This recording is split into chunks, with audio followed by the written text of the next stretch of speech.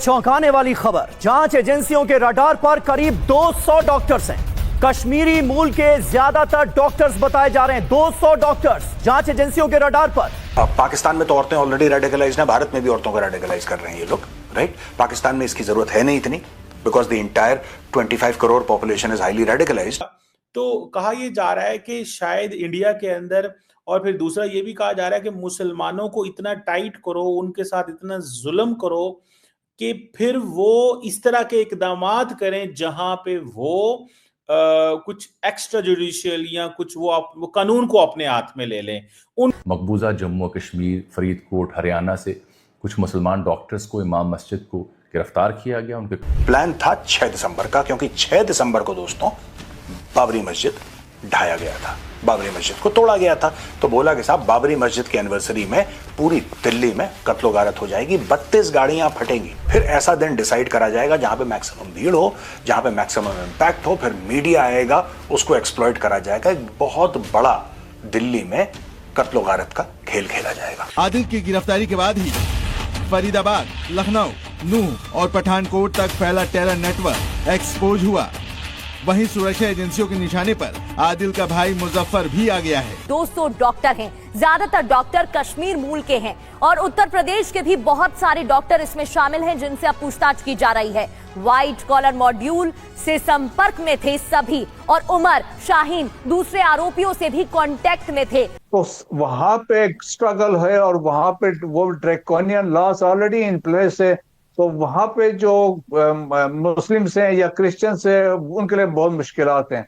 अब आए इधर Indian illegal occupied Jammu and Kashmir, तो अब हमें बताने की जरूरत नहीं जो वहां पे मजालिम हो रहे हैं, स्पेशली इन वाकयात के बाद, रेड फोर्ट के बाद से और जो भी धमाका वहां पे हुआ इसके बाद से मुसलमानों पे जो क्रैकडाउन हो रहे, इसके आड़ में क्रैकडाउन करते हैं और इसके बाद अरेस्ट करते हैं, एक्स्ट्रा जुडिशियल किलिंग्स होती है। जिस आतंकी उमर ने दिल्ली में ब्लास्ट किया था, आज उसके घर को धमाके के साथ मिट्टी में मिला दिया गया। ये आतंकियों और देश के खिलाफ साजिश करने वालों के लिए क्लियर मैसेज है कि आतंकियों का अंजाम क्या होगा। अभी हाल ही में जब रेड फोर्ट पे हमला हुआ तो उसके बाद कहा जा रहा है कि इंडिया के अंदर जो मुसलमान हैं उनको बहुत टाइट किया जा रहा है, उनके इर्द गिर्द घेरा तक टाइट किया जा रहा है।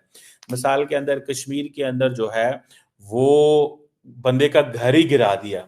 ये कहते हैं कि दुनिया में कहा जाता है कि ये कोई प्रैक्टिस नहीं है कि अगर एक बंदा किसी क्राइम में इन्वॉल्व है तो आप उसके ऊपर प्रोसिक्यूशन करते हैं, अदालतें हैं, निज़ाम है।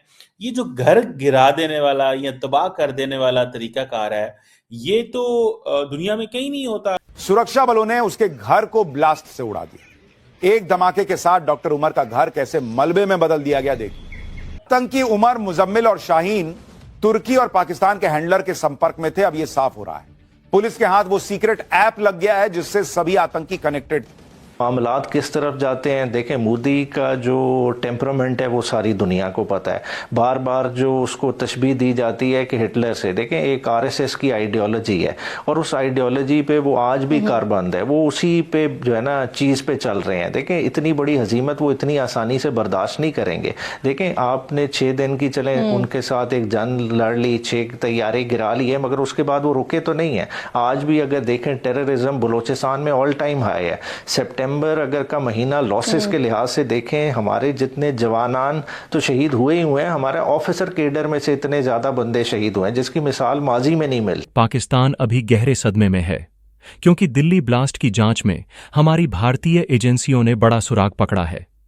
सूत्रों का दावा है कि 200 से ज्यादा संदिग्ध नाम रडार पर आए हैं और शक यह जताया जा रहा है कि इनमें कई लोग पाकिस्तान की आतंकी सपोर्ट नेटवर्क से जुड़े हो सकते हैं।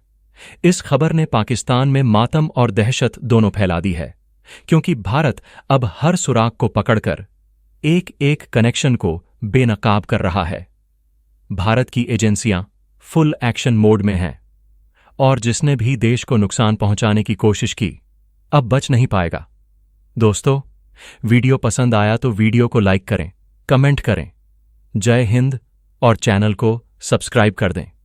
ये जो ओवरऑल अब भारत के अंदर चल रहा है मुसलमानों के खिलाफ जो इस्लामिक फोबिया है, उसका पाकिस्तान के ऊपर क्या इम्पैक्ट पड़ेगा। देखें, जो पहली बात है, जो सिस्टमेटिक या इंस्टीट्यूशनलाइज जो एक इस्लामोफोबिया या जो नफरत है मुसलमानों के खिलाफ, ये आज से नहीं है। मोदी का अगर आप राइज देख लें, मोदी का राइज ही इसी वजह से है कि वो उन्होंने मुसलमानों को ऐसे पोर्ट्रे किया कि वो दहशतगर्द हैं। उन्होंने हिंदुस्तान में जो हिंदुओं के ऊपर जिस तरह से हुकूमत की है, किस तरह से उनके ऊपर मजालिम ढाए थे, और अब जो है ये अपनी हिंदू जो आइडेंटिटी है और जो हिंदुत्व है उसका जो प्रचार है वो पूरे भारत में नहीं, सिर्फ अखंड भारत का जो है वो उनका एक उसमें लेकर जाएंगे। इंडिया के अंदर ही जो फ्रैक्चर्स आ रहे हैं, जिस तरीके से मुसलमानों के साथ ये कर रहे हैं, अभी जो जिस तरह हरियाणा में फरीदाबाद में जो डॉक्टर्स पकड़े हैं उन्होंने, या जम्मू एंड कश्मीर में पकड़े हैं, तो आप देखें 20 करोड़ मुसलमान है तो उनकी तरफ से तो रिएक्शन आएगा।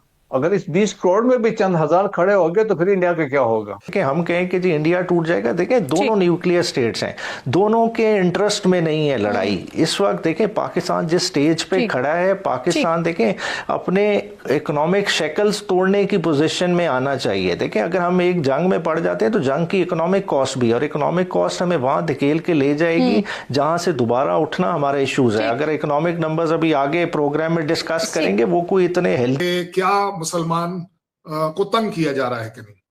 मैं आपको रिवर्स ऑर्डर में बता दूं, ये सारा का सारा जो मॉड्यूल था वो एक्चुअली JNK से डिस्क्लोज हुआ और दिल्ली और फरीदाबाद और सहारनपुर आया। उल्टा नहीं था कि इधर पहले हुआ और वहां जाकर पता चला। वो जो पोस्टर वाला जो इशू था वो श्रीनगर में पहले हुआ, वहां से जिन लोगों को पकड़ा गया उनसे पता चला कि चलो जी ये एक साहब हैं जो फरीदाबाद में काम कर रहे हैं, और वहां से धरपकड़ जो है वो बढ़ गई। अब है बात कि उमर की या किसी की भी प्रॉपर्टी जो आप बात कर रहे हैं, आपको आज अगर ये लग रहा है कि किसी एक इंसान की प्रॉपर्टी श्रीनगर में डिमोलिश करी गई है, आपको ये भी देखना पड़ेगा इस तरह की सैकड़ों प्रॉपर्टी यूपी में डिस्ट्रॉय करी गई हैं क्योंकि they were all found to be unauthorised. बड़ी सीधी बात है, योगी आदित्यनाथ जी को ये चैलेंज मिला था एक तरीके से कि नहीं जी आप कैसे गिरा सकते हैं। क्यों? क्योंकि इवन कोर्ट ने भी कहा, मैं तो आपकी बात को सब्सटेंशिएट कर रहा हूं कि हमारे कोर्ट ने भी कहा कि नहीं आपको इस तरह से प्रॉपर्टी नहीं गिरानी चाहिए, किसी की भी हो, चाहे वो अनऑथराइज हो, लेकिन आपको कोर्ट में आना चाहिए। तो उसका जवाब जो निकाला गया था वो ये था, सरकारी जमीन के ऊपर अगर किसी भी तरह की कोई अनऑथराइज कंस्ट्रक्शन पाई जाती है उसको हटाने के लिए सरकारी तंत्र नोटिस देकर उसको गिरा सकते हैं। बिहार के इलेक्शन में गैर मामूली जीत मिली है नरेंद्र मोदी को। बीबीसी ने एक सुर्खी लगाई कि गैर मामूली जीत ने नरेंद्र मोदी को इंडिया का सबसे ताकतवर रहनुमा बना दिया। हम बिहार इलेक्शन के बारे में ये राय दे रहे थे कि बिहार इलेक्शन ये फैसला करेगा कि क्या नरेंद्र मोदी और बीजेपी की जो हार्डलाइन सियासत है, फनेटिक सियासत है, पुरतशद्दुद सियासत है, हिंदुत्व ड्रिवन सियासत है, एंटी मुस्लिम सियासत है, या तो उसका खात्मा होने जा रहा है या वो तगड़ी हो जाएगी। तो तज्जिया निगारों की राय के बरअक्स नरेंद्र मोदी का जो बयानिया है पाकिस्तान मुखालिफ, इंडिया को डील करने का तरीक़ाकार, वो इंडिया में बिहार की रियासत के चुनाव में कामयाब हुआ है।